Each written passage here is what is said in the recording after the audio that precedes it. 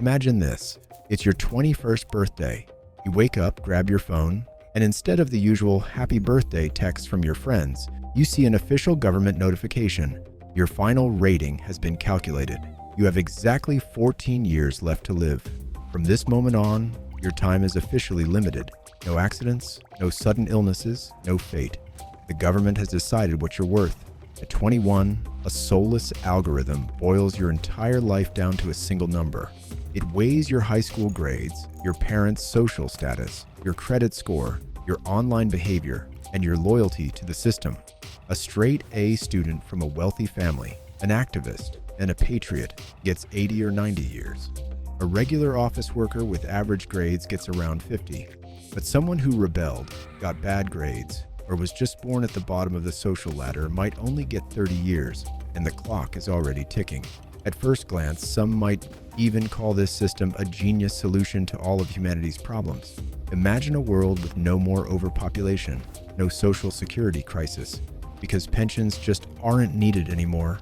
Lifespans are perfectly calculated to fit the economy's needs. The healthcare system runs flawlessly, but only for those who earned a long life. It creates this unbelievable primal motivation. Kids in first grade study like they're possessed. Nobody skips class. Nobody wastes time on video games or meaningless parties. You know for a fact, every book you read, every volunteer gig, every right word you say literally adds years to your life. Society becomes incredibly efficient, clean, and safe. People value every single minute because they can actually see their limit. It seems like a cruel, but perfectly functioning utopia. But here's where things get really interesting. Reality wipes away that pretty picture pretty fast. Let's look at how people actually start to behave.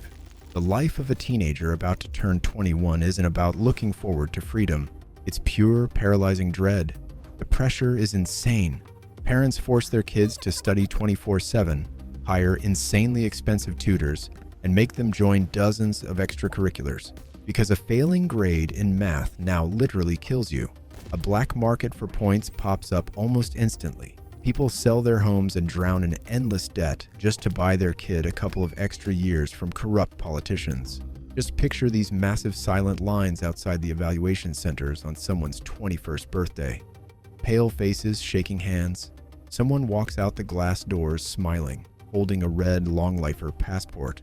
And someone else drops to their knees right there on the concrete steps, sobbing, clutching a gray ticket that says they've only got 10 years left. And hardly anyone thinks about how this completely changes the basic relationships between people. Families start disowning their unsuccessful kids. If your brother falls in with the wrong crowd and his rating drops, he could drag the whole family down with him. So, they just kick him out onto the street and erase him from their records to save everyone else.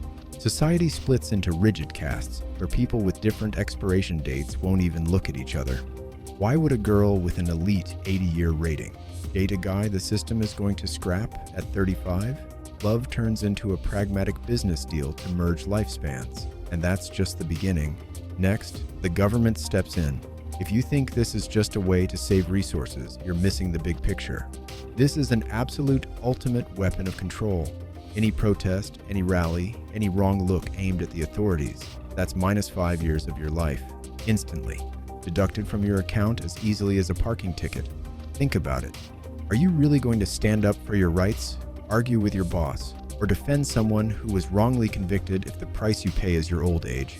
With the push of a button, the government turns millions of people into obedient, terrified biorobots. The elites, the politicians, and the creators of the algorithm themselves, of course, get to live to 120. They build these closed-off green cities with perfect environments and the best healthcare in the world. Meanwhile, the people the algorithm handed a short sentence to are pushed to the very bottom. You get extreme economic segregation. The system cynically decides, why protect the health of a coal miner, a toxic waste cleaner, or a soldier if their timer runs out in 10 years anyway? They just get sent out to do the most dangerous jobs. And here's the darkest, most terrifying part of this reality. What happens on the exact day your counter hits 0?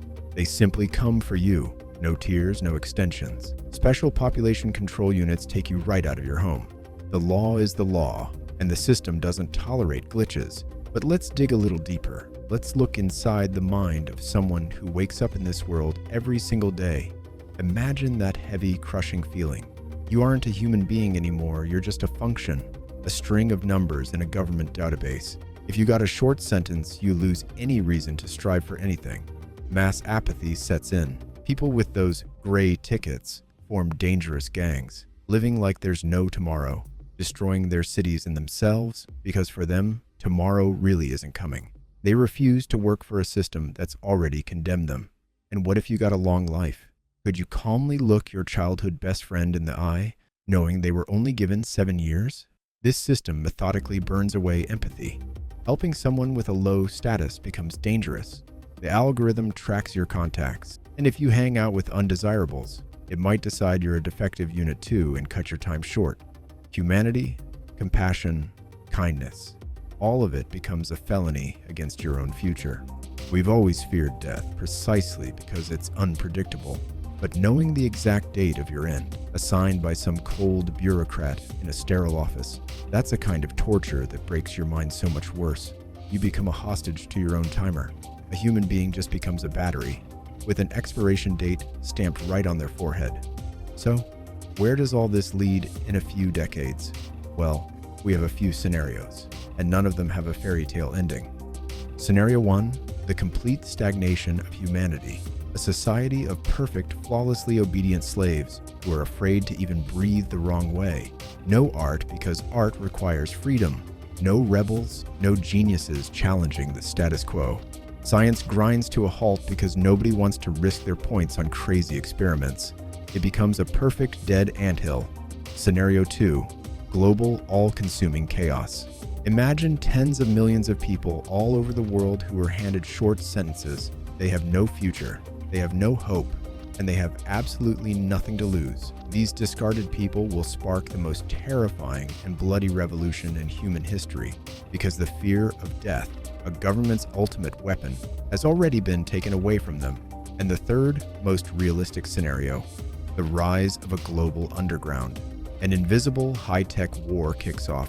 Hackers will breach the Department of Life servers, flipping zeros to nines in the databases. Underground bioengineers will illegally extend the lives of those the government slates for disposal. Black markets for falk deaths will pop up, along with entire shadow cities in abandoned zones, where people will flee just to breathe without a timer on their wrist.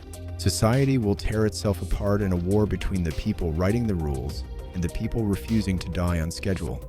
In an attempt to create an absolutely controlled, perfectly ordered world where everyone gets exactly what they deserve, humanity would just kill the very essence of life.